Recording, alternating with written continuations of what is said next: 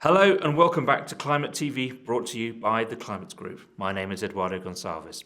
Today I'm going to be speaking to Harry Verhaar, the head of Global Public and Government Affairs at Philips Lighting. Harry, thanks very much for joining us. Philips Lighting was one of the first members of the RE100 initiative, which is this group of companies that are committed to 100% renewable energy. Can you tell us why?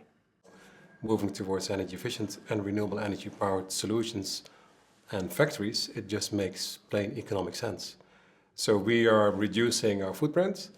We are powering more and more of our factories with solar and wind energy, and it lowers our overall energy bill. It makes our products more competitive, so just economics.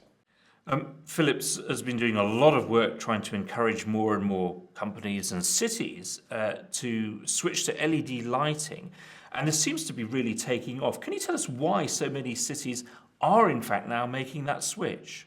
And if you then see at a city, then about half of a city's energy bill is lighting, public offices, schools and street lighting.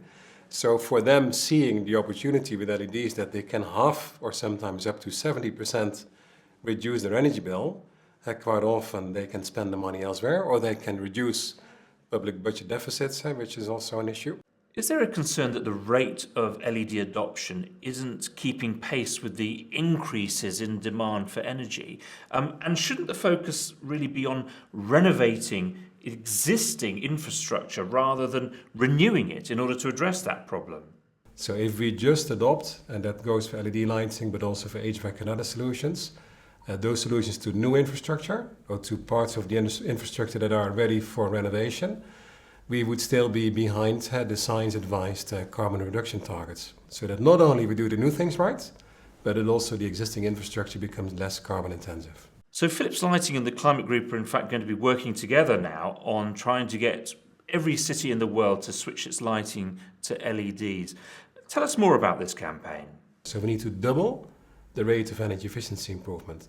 And that actually then means for street lighting to increase the renovation rate from 3 to 6%. And then, renew 6% per year, so that indeed, before that, in line with science-advised emission reduction targets, we will be on the track that is required. Now, first of all, then there are 1.1 billion people who lack access to electricity, to energy, but that's then actually electricity. So it's also our mission before 2030 to eradicate light poverty. So move away from kerosene and other fossil fuel that they use for lighting, and actually that also results in 1.5 million casualties because of health problems throughout the year, and bring them also on a socio-economic development path. And where in existing infrastructure we need to accelerate renovation and then move to connected LED and all of that, that for new infrastructure in communities and in cities in emerging developing countries, we should leapfrog to solar LED solutions. So in fact to zero energy lighting. One of the latest buzzwords that's around at the moment is this concept of energy productivity. What does that actually mean? And what's its relevance in terms of tackling climate change?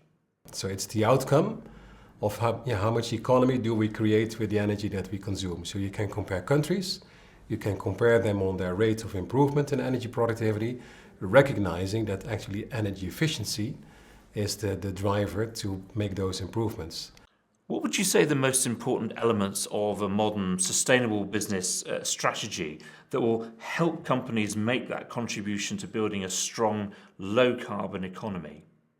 I would say then first, despite the necessity and the urgency to act, which has never been higher, that in essence this is indeed an unprecedented opportunity. Sustainable development is one big innovation agenda. And not only can we then adopt more widespread economic beneficial solutions that have less impact on the quality of our living environment, but also all of them improve quality of life. All of them provide a better service. We see that COP21 and anything that happens thereafter is not about climate negotiation, but should be about climate collaboration for a better future. Harry Verhaar, thank you very much. I was speaking there to Harry Verhaar from Philips Lighting. That's all from us today here at Climate TV. From everyone at the Climate Group, goodbye.